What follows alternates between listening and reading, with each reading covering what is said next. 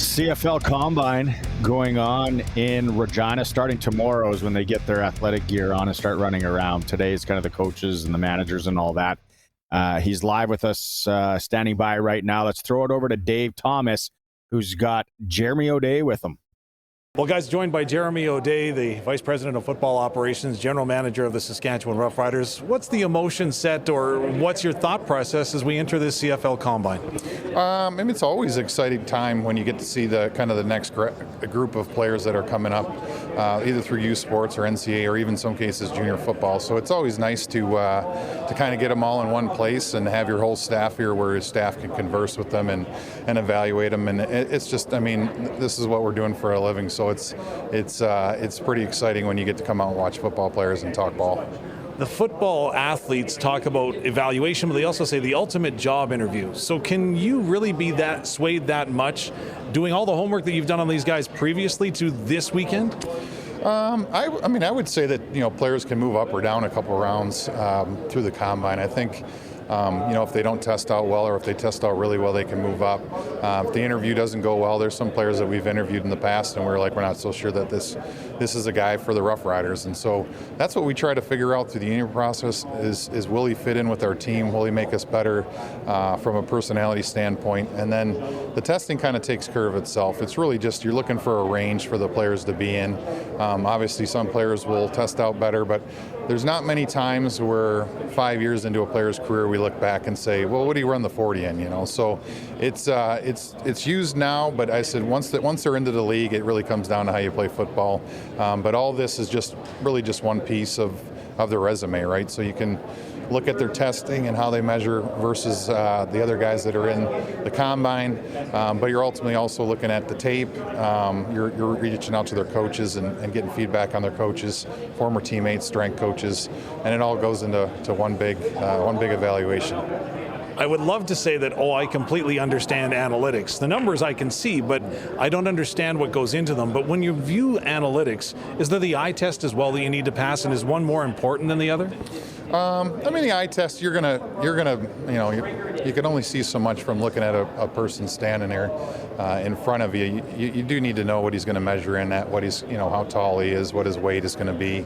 Some guys look heavier than they are, and they're actually not, and vice versa. They look light, and they actually come in at a good weight. So they're just all pieces of the resume. We have a lot of numbers in each player's files. From their arm length to their hand, their hand size. You can dig as deep as you want into it. I do get a kick out of, at the end of the day, the analysts are looking at it and they say, well, he's got short arms, and that's their one thing they're going to point out on the guy is that he's got short arms. But you factor it all. You factor all the things in. Some of them way more than others, but ultimately you want to know that they're going to be in a range where they can go and compete to be a good pro football player. And then from there, you're relying on the tape.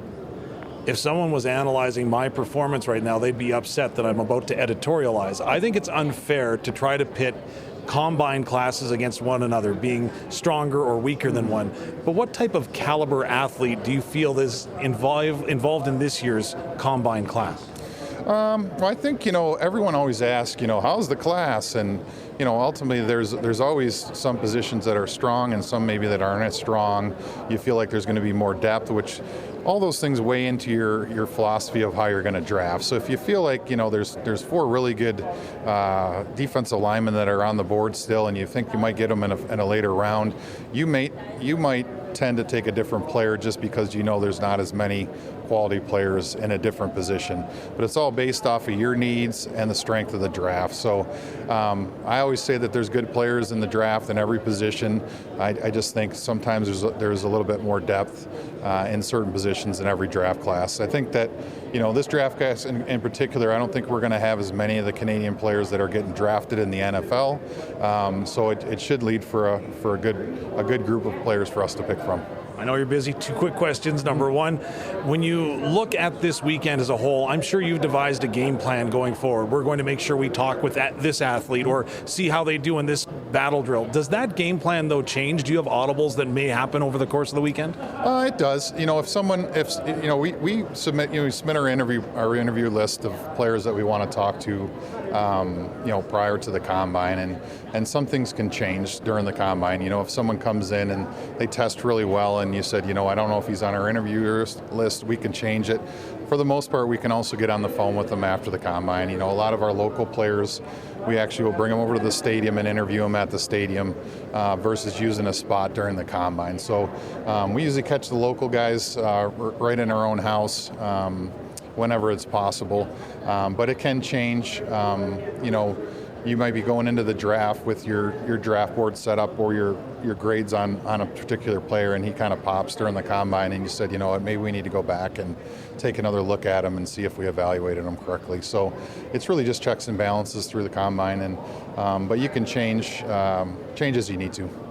Lastly, I've had the opportunity firsthand to see the commitment that the Roughrider organization has made in the province to grassroots football. And that, of course, means growth in the sport, not only in participation, but in the caliber of athlete that's coming out. I'd submit that the athletes that are here, they're a lot different than the athletes that maybe were at the Combine when you graduated, or heck, when I graduated and we're still watching this in black and white. Having said that, what has that investment done? Has that made the athletes that much stronger? Yeah, I would say as a whole, I think that the athletes are better prepared, both physically and mentally, for the combine than they have been in the past. I think that it's maybe a credit to the youth sports coaching staffs, the strength programs that they have. But 20 years ago, you were coming to them and you were saying, boy, some of these guys doesn't look like they prepared for the combine. Now these guys, they have agents, they have good role models that kind of let them know what to expect in the combine, so they're prepared. Some of the interviews, you swear that they have already answered the question 10 times, and they've already gone through it with their agents. So I think they're a little bit more prepared. But overall, I'd say that to me, it seems like maybe because I'm getting older, it feels like they're still continuing to get bigger and faster, and more prepared for testing events. So glad you didn't laser on me on that one. J.O., appreciate this. Enjoy the weekend. You bet. Thanks for having me.